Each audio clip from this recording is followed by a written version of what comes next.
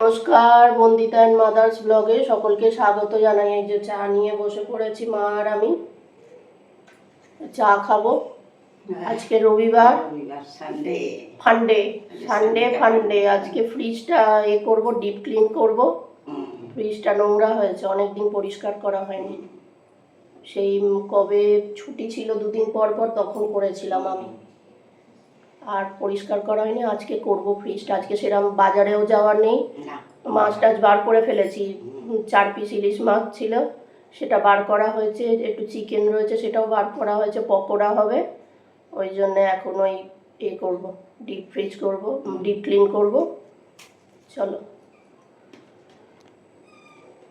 ও কালকে চেয়ারগুলো মা বলো চকচকে হয়েছে, বলো চেয়ারগুলো খুব পরিষ্কার হয়েছে, সুন্দর মনে হচ্ছে নতুন, আবার কেনা হয়েছে, খুব সুন্দর পরিষ্কার হয়েছে চেয়ারগুলো। হ্যাঁ, চেয়ারগুলো নোংরা আছে। এইগুলোও পরিষ্কার করে দিয়েছি ভালো করে। এইগুলো তো ধুলো পড়েছিল না, হাওয়া হলেই ধুলো পড়ে বড্ড। এই যে চাটা খেয়ে একদম সময় নষ্ট করিনি আজকে টিফিন করারও সেরকম কিছু নেই। ওই ডালিয়াটা ছিল, ডালিয়াটা গরম করবে মা, আর হচ্ছে যে খেয়ে নেবো। ওই জন্য আজকে সকাল থেকে, নালে ফ্রিজে ডিপ ক্লিন করলে না অনেক সময় লাগে। ওই জন্য আজকে আর সময় নষ্ট না করেই চা খেয়ে নিয়ে কাজে লেগে পড়েছি। কী করলাম, ফ্রিজটা প্রথমে ওইগুলো বার করে নিয়ে ওগুলো পরিষ্কার করে বাথরুমের ওখানেই পরিষ্কার করবো। করে টোরে সব রেখে দিয়ে এসেছি, পরিষ্কার করে দিয়ে এগুলো। আর এবার ফ্রিজটাকে পরিষ্কার করছি। আর যারা ফ্রিজ পরিষ্কার করো তারা জানো যে কত সময় লাগে ফ্রিজ পরিষ্কার করতে। আমার অনেকটাই সময় লেগেছে। তারপরে আবার কি করেছি বলো তো, ঠাকুর ঘরের যে ফ্যানটা আছে না, ওইটা তো অনেকটা উঁচু। তারপরে এইটা করে নিয়ে, এটা করতেই তো অনেক সময় লাগলো। তারপরে এটা করে নিয়ে তারপরে ফ্যানটাকে পরিষ্কার করেছি। প্রথমে চেয়ার দিয়েছি, তার উপর টুল নিয়ে ফ্যানটাকে পরিষ্কার করেছি। আর মা টুলটা না ধরে আমার পা দুটো ধরে আছে। বলছি তুমি আমার পা দুটো ধরে, বলে যদি পড়ে যাস। আমি পা দুটো ধরলে কি পড়বো না? বলে না, তাও তো ভয় লাগে। আর মা ওই এদিক ওদিক কাজ করছে, বারবার যাওয়া আসা করছে। ওই জন্য মা ওই যাচ্ছে। আর একটুখানি ভিডিওটা ফাস্ট করে দিয়েছে, কেননা এতটা ফ্রিজ পরিষ্কার করতে তো অনেকটাই সময় লেগেছে, তোমাদের অত করে দেখতেও ভালো লাগবে না। তারপর কি করলাম, ওই পেঁয়াজ লঙ্কা দিয়ে একটু আলু ভাতে মাখা হবে। আজকে তো বাজারে যাইনি, পেঁয়াজ লঙ্কা দিয়ে আলু ভাতে মাখা হবে। ওই জন্য পেঁয়াজ লঙ্কাটাও ভেজে নিলাম।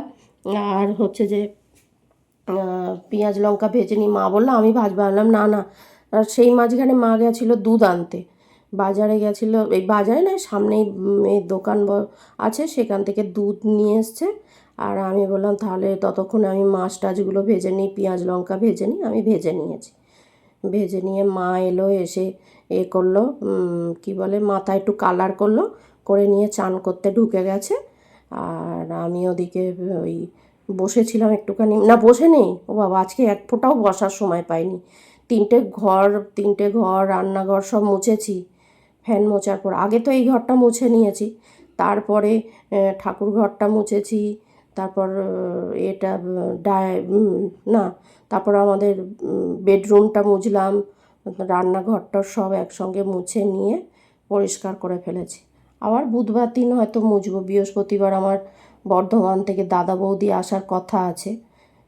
এখন তাই জন্য মা বলছে ওই ওদের হাওড়া থেকে গিয়ে নিয়ে আসতে হবে।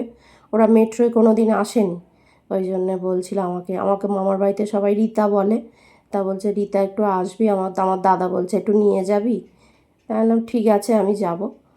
আর ওই জন্য মনে মা বললো যে বৃহস্পতিবার ঘরটা মোছা হবে না মানা, কেননা ওদের আনতে গেলে সকাল সকাল আসবে, আনতে গেলে আর কি করে হবে বলো। ওই জন্যে মা বললো বুধবার ঘরটা মুছে নিয়ে আনলাম। ঠিক আছে, বুধবারই ঘরটা মুছে নেব।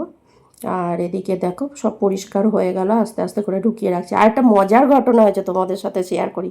আমাদের ফ্রিজের ভেতরে সবারই যে লাইটটা থাকে, ওই লাইটটা না দুবার পাল্টেছি জানো। জলে মাঝে মধ্যে চিরচির করে জ্বলে, আবার অফ হয়ে যায়। পরিষ্কার করার পরে জ্বলে, আবার অফ হয়ে যায়। আজকে প্রথমেই যখন করছি আমি, ফ্রিজটা চলছে কি দেখি, দেখলাম লাইট জ্বলছে না। বললাম ও তো একেবারেই গেছে হয়তো। তারপর দেখি সেই যে লাইট জ্বলছে, মাও খুলে দেখে লাইট জ্বলছে। মা বলে কী ব্যাপার রে মানা? আনলাম ফ্রিজটার এবারে মা বাজার গেছিলো, বাজার নয়, এখানে সামনাসামনি দোকানে গেছিলো। দুধ নিয়ে এলো, আর এই Kashmiri red chilli, green chilli, vinegar এইসব নিয়ে এসছে। আর এটা কি বলো, হ্যাঁ যুক্তি ফুল নিয়ে এসছে, যুক্তি ফুল, খুব তেতো এটা। এই বাজার করে এনেছে, আজকে এত বাজারে যাওয়া হয়নি। ঠাকুরের দিচ্ছে, পুজো দিচ্ছে। আর এই ফ্যানটা আমি পরিষ্কার করলাম, কত উঁচুতে দেখো না। চেয়ারের ওপর টুল দিয়ে মা ধরেছিল, টুলটা ধরেনি, আমার পা দুটো ধরেছিল। আর আমি এই ফ্যানটা পরিষ্কার করছি, এটা অনেক উঁচু, এই যে দেখো না, এখান থেকে অনেকটা উঁচু। এই ফ্যানটা পরিষ্কার করেছি। আর ওদিকে আমার সব হয়ে গেছে, আলু ভাতে ডাল ভাতে মাখা। এই যে মা এদিকে ঠাকুরের জল দিচ্ছিল, আর আমি এদিকে এই যে আলু ভাতে ডাল ভাতে মেখেছি, পেঁয়াজ লঙ্কা ভেজেছি। আর এই যে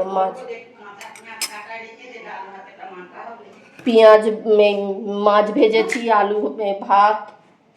এই হচ্ছে আজকের মেনু, আলু ভাতে ডাল ভাতে আর মাছ ভাজা। চুল টুল আর আঁচড়ানোর সময় পাইনি, আর ভালো লাগছে না। 3টে ঘর মুছলাম, ফ্যান পরিষ্কার করলাম, এইগুলো করলাম, রান্নাঘরটাও মুছেছি, কিরকম আবছা আবছা লাগছে। চলো খাওয়া দাওয়া করি। টক দই দিয়ে ভাত মেখে দিয়েছি, দেখি খায় কি না। ডাকছি, শুয়ে আছে। মাংস ছাড়া তো রবিবার ভাত খেতে চায় না। আয় খাবি, আয়। টক দই দিয়ে রবিবার ভাত খাবো না, লেজ নেড়ে বলছে।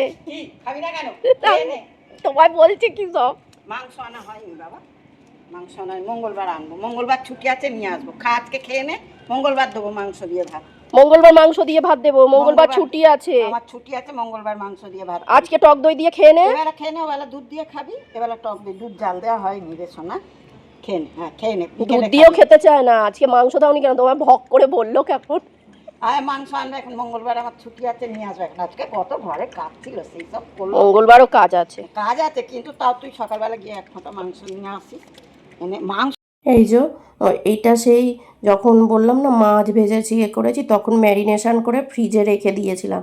কী দিয়ে ম্যারিনেশন করেছি বলো তো? জিরে গুঁড়ো, ধনে গুঁড়ো, তারপরে গোলমরিচ গুঁড়ো, কাশ্মীরি রেড চিলি, আর হচ্ছে যে একটা ডিম, কর্নফ্লাওয়ার, একটু ময়দা, সামান্য ময়দাটা খুবই কম দিয়েছি, দিয়ে এটা ম্যারিনেশন করে রেখে দিয়েছিলাম। আর একটু নুন দিয়েছি, দিয়ে আর ম্যারিনেশন করে ফ্রিজে রেখে দিয়েছিলাম। এবার ফ্রিজ থেকে বার করে নিয়ে সন্ধেবেলা ভাজি। দুপুরবেলা নয়, খেতে খেতে প্রায় 2টো বেজে গেছে। তারপর মা আর আমি একটু শুয়েছিলাম, শুয়ে মা একটু ঘুমিয়ে পড়েছে, আর আমি সবে চোখটা লেগেছে, দেখি মা দেখছে, দেখে আমি আবার তাকিয়েছি। মা বলে ঘুমা না একটু।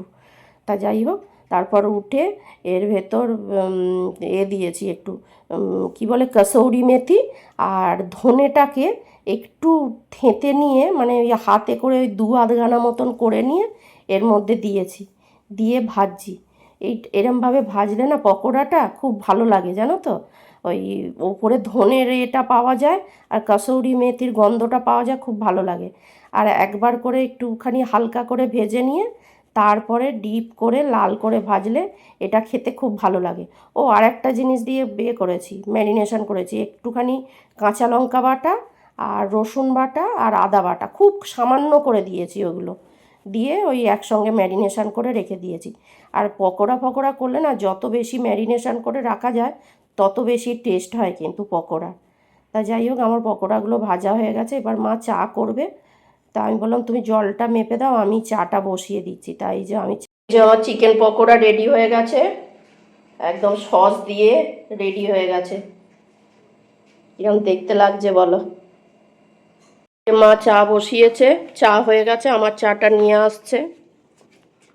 এই যে আমার চা নিয়ে আসছে, আর মার চা রেডি হচ্ছে ওখানে।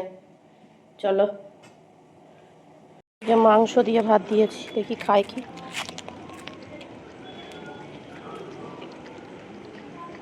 সেদ্ধ করে দিয়েছি পুরো মাংসর সঙ্গে ভাতটা।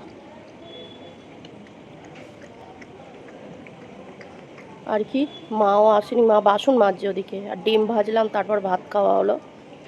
খেয়ে দিয়ে নিয়ে ডগিটাকে খেতে দিতে এলাম। ওই সেদ্ধ করে দিয়েছি, খাবে তো মা? বলে যদি না খায় ড্রেনে ফেলে দেবো। দেখলাম খাচ্ছে। যাই হোক, ভিডিওটা তাহলে এখানেই শেষ করছি। তোমরা সবাই সুস্থ থেকো, ভালো থেকো, সাবধানে থেকো। আর ভিডিওটা যদি ভালো লেগে থাকে তাহলে লাইক করো, কমেন্ট করো, সাবস্ক্রাইব করো। দেখা হচ্ছে নতুন একটি ব্লগে।